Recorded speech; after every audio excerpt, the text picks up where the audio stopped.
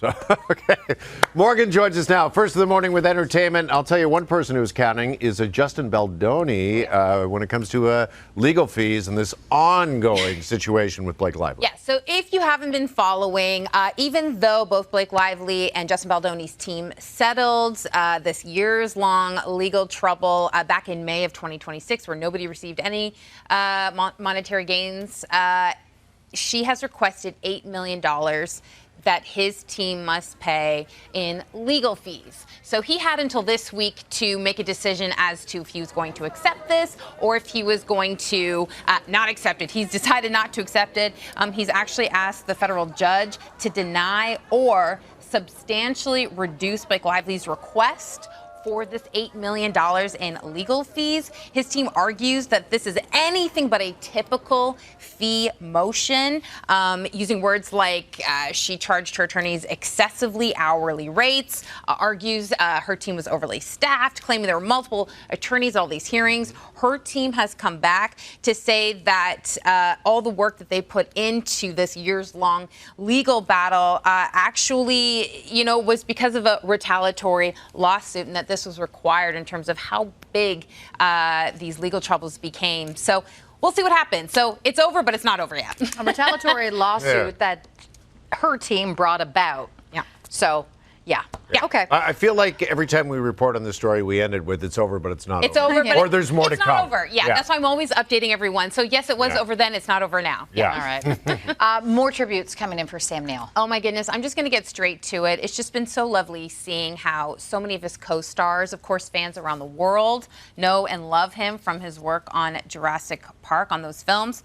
Laura Dern said he was a true and noble gentleman, wrapped up in my dream leading man. I will love you forever, Dr. Alan Grant. Spielberg, who of course directed, said it was a stretch for him to play a character who acted as though children were messy and smelly, because this was the opposite of the loving father he was to his children. Jeff Goldblum, the next great adventure begins. Love always and forever. And Bryce Dallas Howard, this one I love. Sam was exactly who you hoped he'd be. Nicole Kidman wrote this: we met when I was just 18, and he took me under his wing, and we stayed friends for life.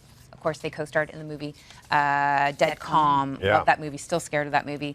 And so it's just so wonderful seeing all of this. We're getting a little bit more update as to what his health looked like in the weeks leading up to his death. His family made it very clear that he had actually beat the very aggressive form of cancer with extensive chemotherapy. So he had actually beat this. But an ex-girlfriend of his, an Australian journalist by the name of Laura Tingle, she did an interview very recently, and she said, listen, when you do that type of aggressive form of chemotherapy for years, even though he did beat it, his immune system had weakened. Yeah. And she had said that he'd been sick leading up to his death, and that his body just couldn't take it anymore. Yeah. Well, some beautiful tributes there. Beautiful tributes. All right, and Tom Holland is getting a little candid about, well, this is kind of tough, making friends as an adult. Yeah, especially a big superstar like him. So apparently he DM'd Erling Haaland, who, if you've been following, made his huge debut during the World Cup, scoring 7 goals in 5 matches. He's a big deal. There he is right there.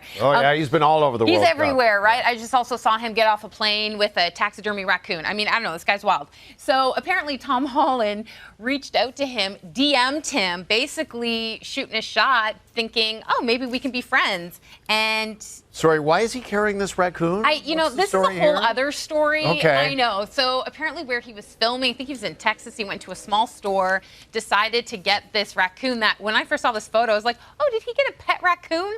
No, it's a taxidermy raccoon. He just got it because, and now these raccoons are selling out. Anyway, that's a whole other story. But anyway, Tom Holland was like, you're a star, I'm a star, let's be friends. And he ignored him. Like, Erling Haaland did not respond back. And so this is what he said. He was revealing this to Jimmy Fallon when he appeared on The Tonight Show. And he said, that is exactly the type of humbling experience that is important for actors. Even Tom Holland can't make a friend. Right? Yep. There you go. Keeping you grounded.